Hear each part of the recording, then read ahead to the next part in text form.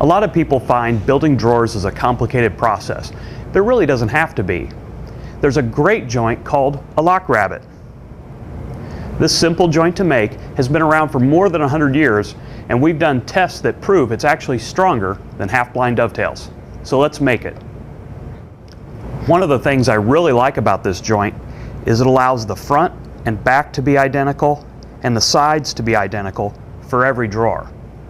It's simply made by cutting a rabbet out of the front and back piece and a dado in the side pieces. And we do this all with one setup. I'm going to show you how to make this simple joint using a 1/4-inch dado blade in a table saw. It can just as easily be done using a 1/4-inch bit in your router table. The first thing we're going to do is set up to cut the dado in the end of each side part. To set our fence and blade in their proper orientation, I'm going to use a scrap of our same thickness material and draw the fence up until the surface of the board and the edge of the blade are flush. Then I'll lock the fence down.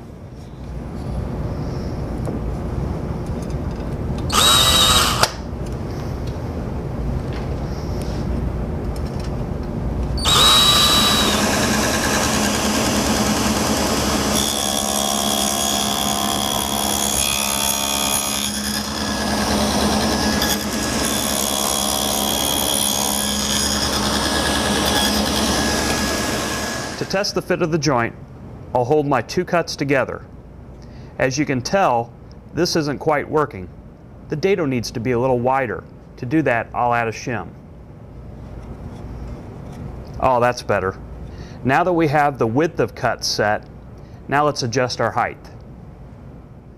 Now I'm going to make it a test rabbet in the end of a scrap block for a side.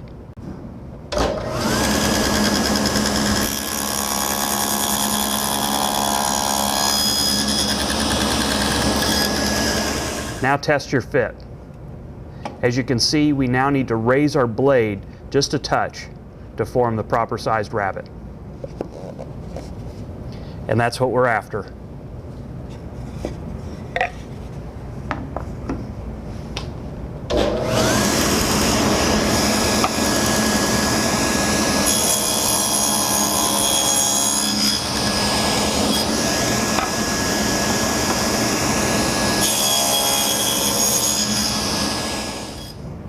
Now we're going to form the rabbets on the front and back parts.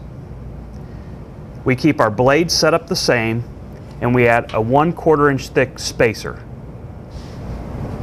We can make that shim from a variety of materials.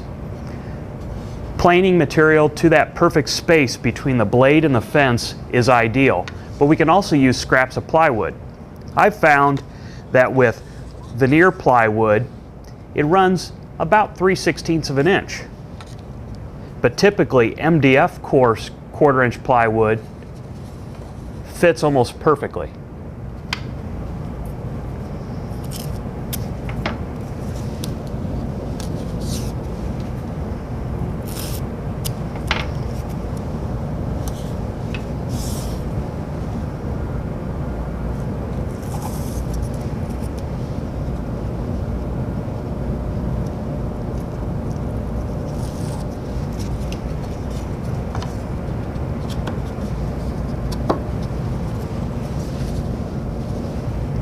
With the shim in place, we need to move our miter gauge extension.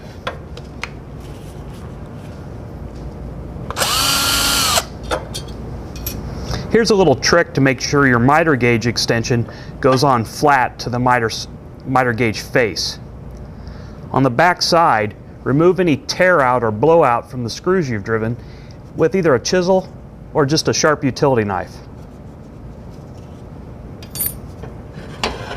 With the miter gauge in its slot and the debris removed, the miter gauge extension will sit flat.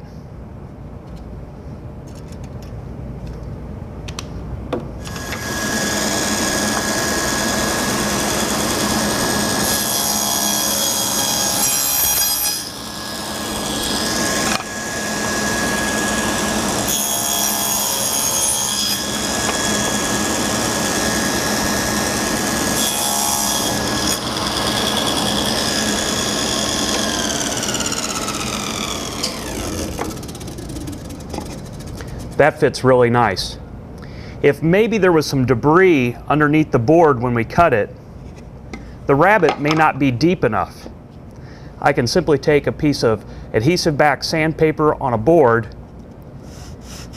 and sand that rabbet just a little deeper until it fits like a glove.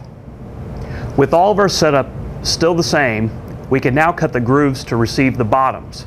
We'll cut a 1/4 inch groove 1/4 inch from the bottom. To do that, simply remove your spacer,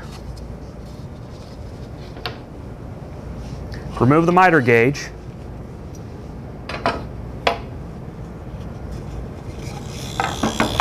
and make the cut.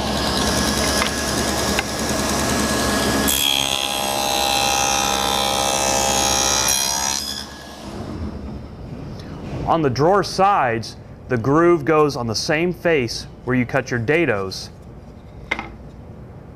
But on the drawer fronts and backs, you'll actually be cutting on the opposite face from where you cut the rabbet before.